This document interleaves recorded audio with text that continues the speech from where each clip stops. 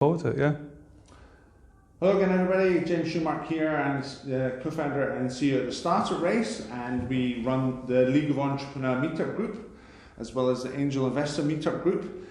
Andrew Barrie is going to be our guest speaker on the 18th of March in the Wash Bar. And when I heard Andrew's story, I thought that you'd be a fantastic speaker for the League of Entrepreneurs, and probably the Angel Investor Meetup Group at some point as well. But because you started off as doing a consultancy, and then you took that in and you built a software as a service company.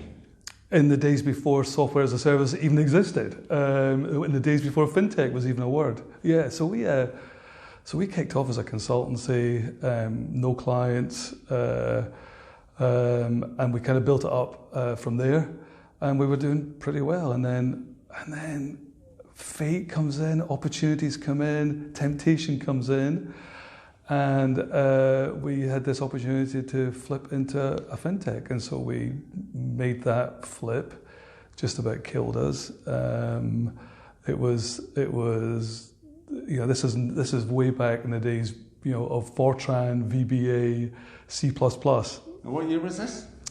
Well, we set the business up in '95, so some of the people won't even been born then. And the big opportunity came early 2000s when it became clear that we had developed something unbeknownst to us that was going to be very important for the insurance industry.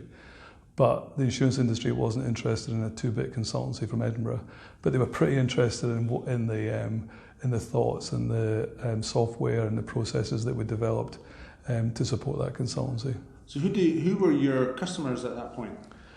So the customers very quickly became the biggest insurance companies in the world. I mean, we had to do a land grab. So we had to go from this bit where we're, should we go from consultancy to software? And then we realized that all the big software companies, IBM, SunGard, Algorithmics, these might not be names to you, but they're huge in the industry that we were in.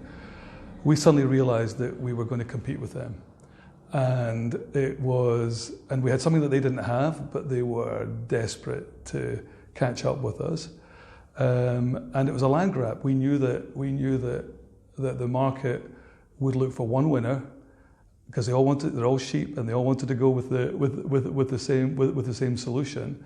And we had to pretty quickly win an intellectual and a software service heart. Wow. And you bootstrapped the company. Yep, we had no investment, no loans until my wife needed a kitchen, but that was about 2006 or 7. Oh, we also had to set up the New York office, so we got some investment then. But the whole thing was built before that, was built on human talent, human knowledge, hard work, and a business model. And you were based in Edinburgh? Yeah. Where were you operating out of? Well, 2 guys in an office in a place in 4th Street, so not even the nice end of town, right? And then Melville Street, we probably were in about every single office along the block in Melville Street, and then we kind of had some proper stuff in next to the Sheraton behind there with some proper stuff later on. And what kind of revenues were you turning over then? So that's kind of hard to even think back to these kind of days. I remember when we were in the consultancy days, we took on a head of marketing, and we were kind of like doing $500,000 revenues. This was back in the late 90s. And this head of marketing we brought in said, "Andrew, you'll never break £1 million revenues." And we were like, "Oh shit, really?" So he left shortly after that.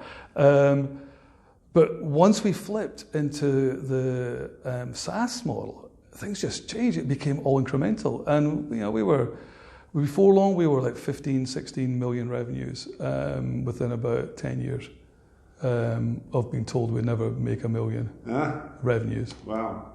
But you did, even despite the success and the investment, you struggled to get a good exit.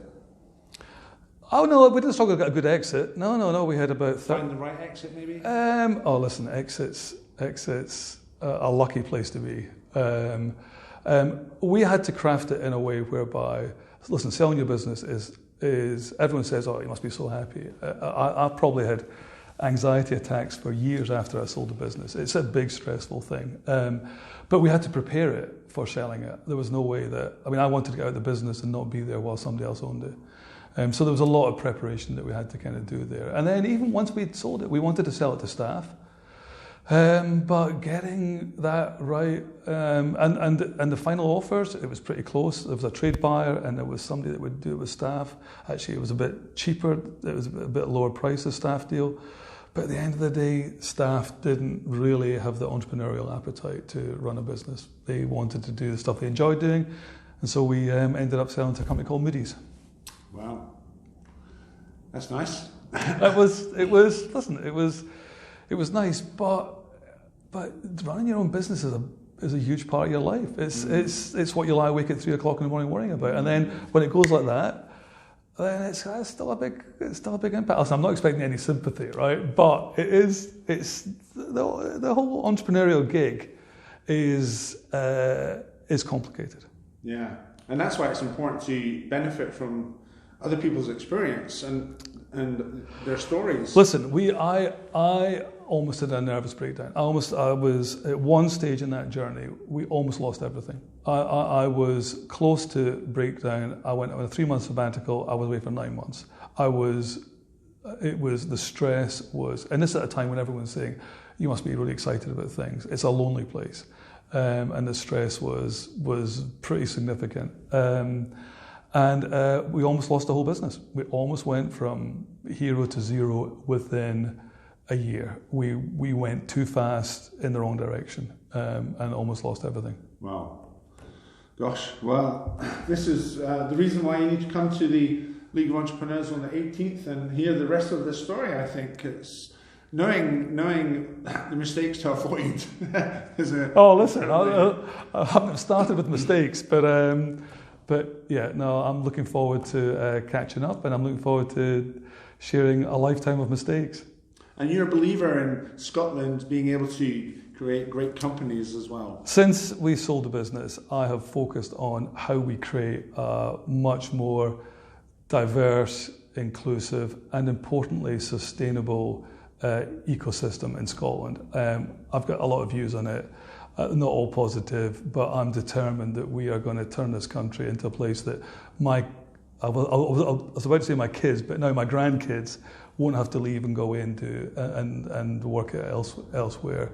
We have got everything that we need here. It just needs to work a lot better. Awesome. Well, please come to the League of Entrepreneurs in the Wash Bar on the 18th of March and ask Andrew your questions, and so we can begin that journey together. See you there.